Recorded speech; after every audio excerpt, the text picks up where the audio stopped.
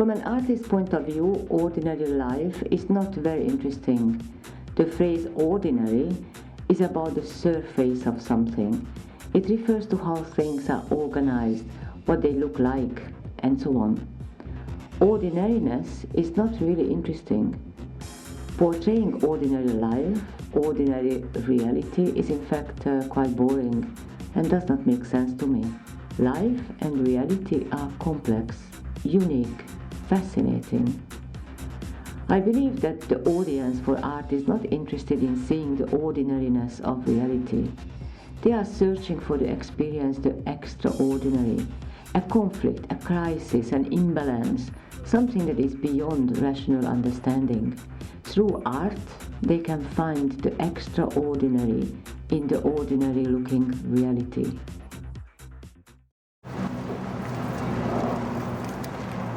It is not that ordinary life is boring. Ordinary life is fascinating, full of surprise, full of danger, full of beauty. Real life and reality can be truly extraordinary. We just have to scratch the surface, the ordinary surface. Sometimes my eyes function as a camera. They focus on details. They close in on tiny fragments of the whole image. They also focus on shape and composition, searching for meaning, searching for the secret message which is there for me to pick up. My eyes are like a camera, are randomly following people, events, and movements. Sometimes I find the meaning in the tiny fragment of a gesture. It might be the rhythm, the direction, and the shape of a gesture. I freeze the camera and stop the time. My imagination takes this moment further.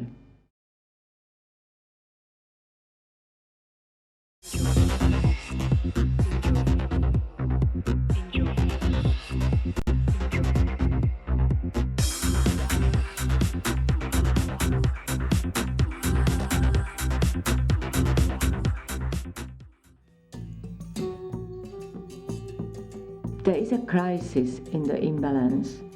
Being out of balance means being in between two safe points. Leaving the safety of balance and being in between. We are not sure what, how, and when will happen. Can we hold on? Will we fall?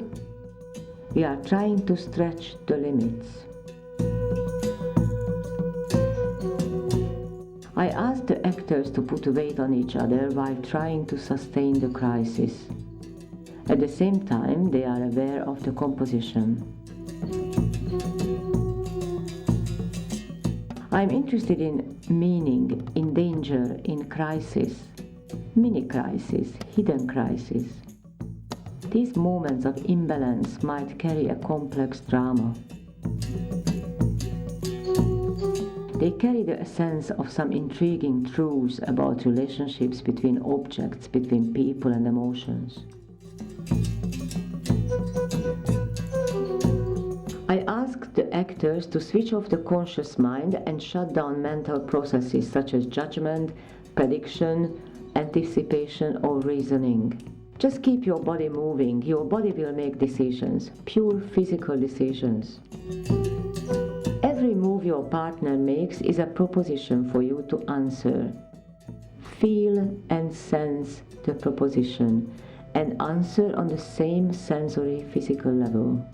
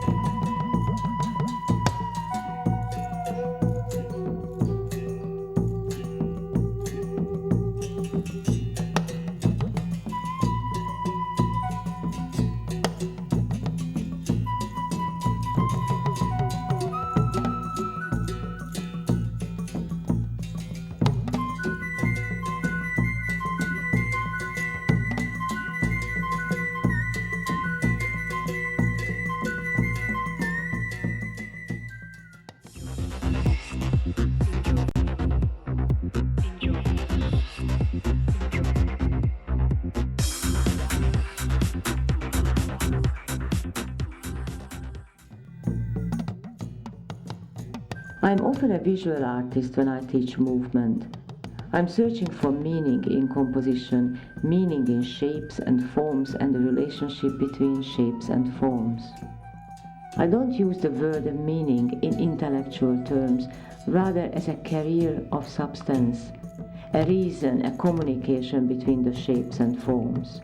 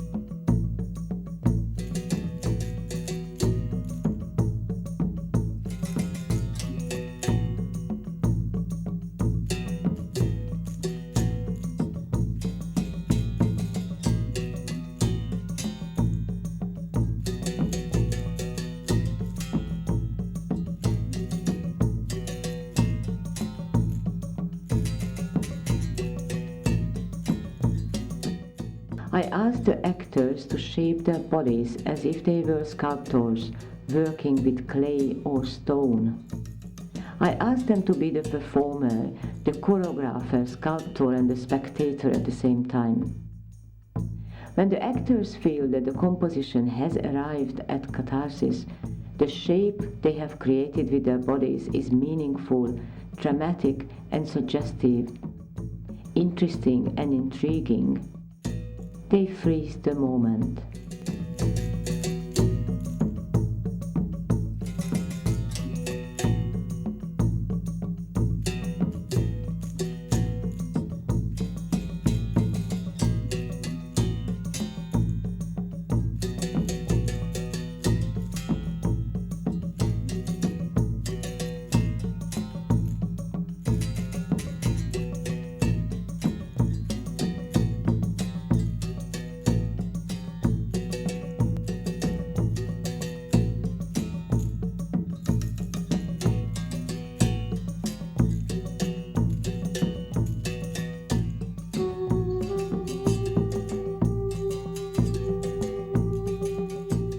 We investigate the true meaning of composition.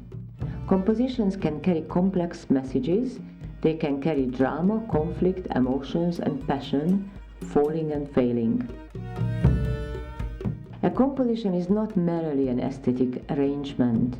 It also shows the relationship between the participating elements. The compositions the actors create from their bodies reflect some kind of meaning. We are aiming to create moments when the compositions carry the essence of some kind of drama, conflict or crisis. I asked the actors not to decide beforehand what the compositions will be about. In this work, intellectualizing is banned. Miming, illustrating, pretending, projecting is prohibited. Just let it happen.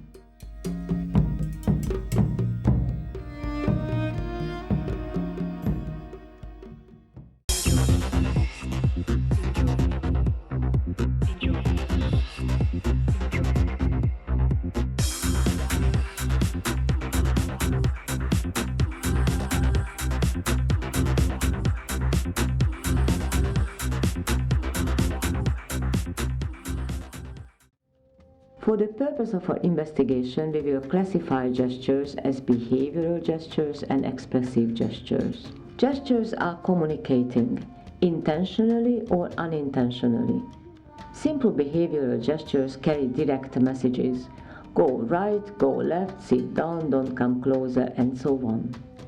We use them to enhance or substitute verbal communication. Expressive gestures are unintentional. They reflect the person's emotional state or his or her state of mind at the present. Physical performance relies on visual clues. Expressive gestures play a particularly important role in this beyond intellectual communication between the audience and the artist. So, we can look at expressive gestures through the eye of a sculptor who wishes to capture the essence of an emotion or state of mind. The artist creates a shape, a composition in which the shape of the body she uses will reflect that essence. This work too is not intellectual.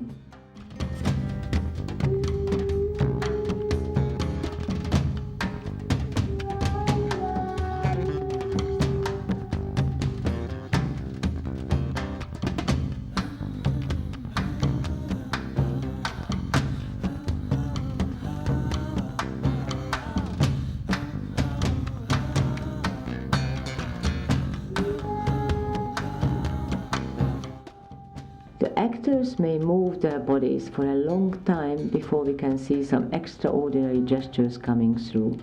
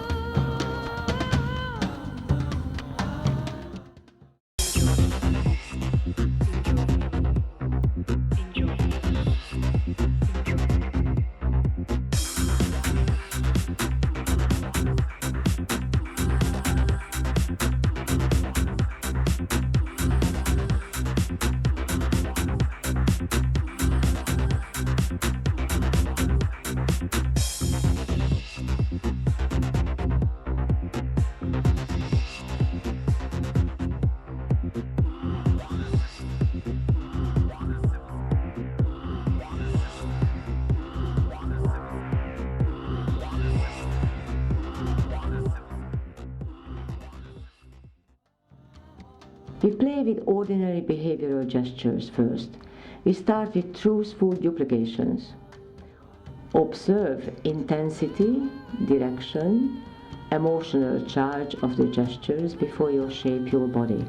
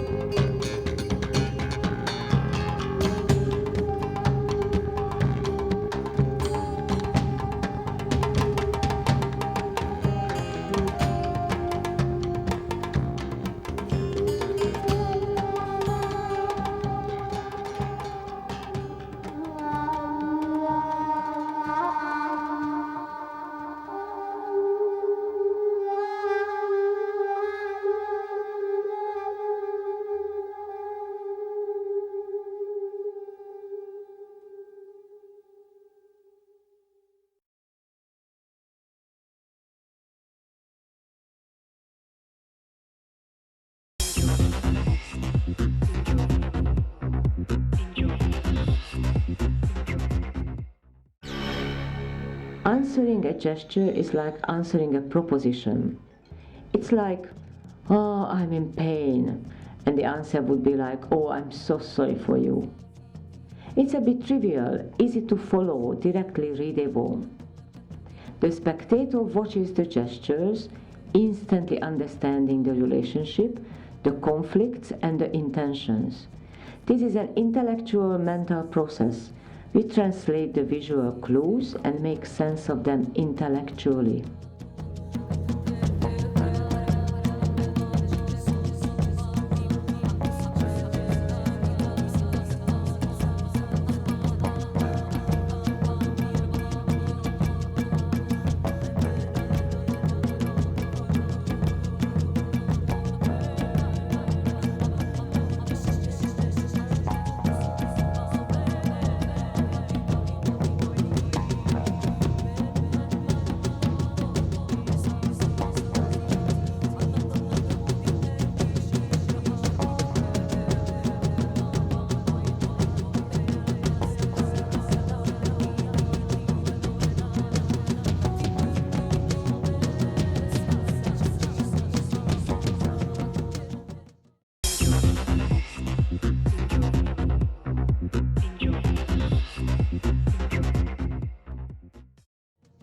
I asked the actors to take the propositions further.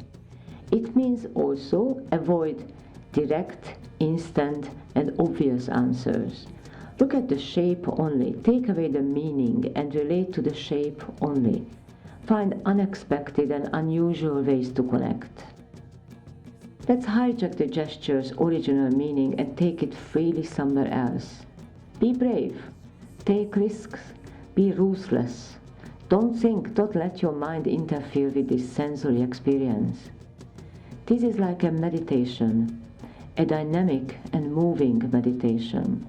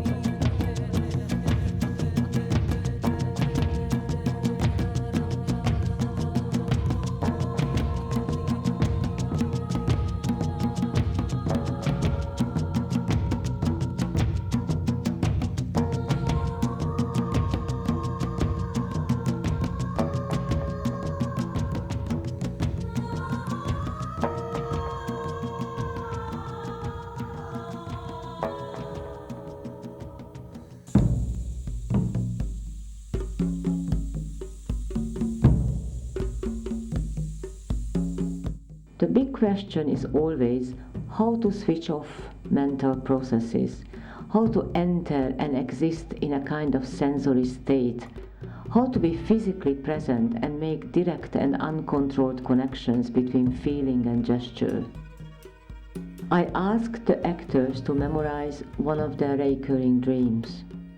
Their instruction is to follow the sequences with their bodies, describing with their gestures how they felt and what happened in the dreams. We keep repeating the same story, exaggerating the gestures until it becomes a dance.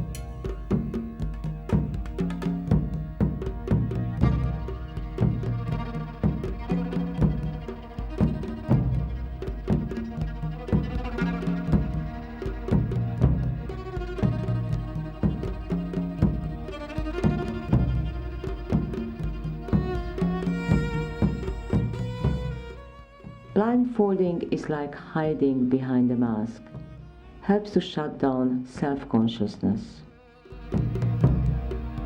Our aim is to find freedom and comfort in this physical storytelling.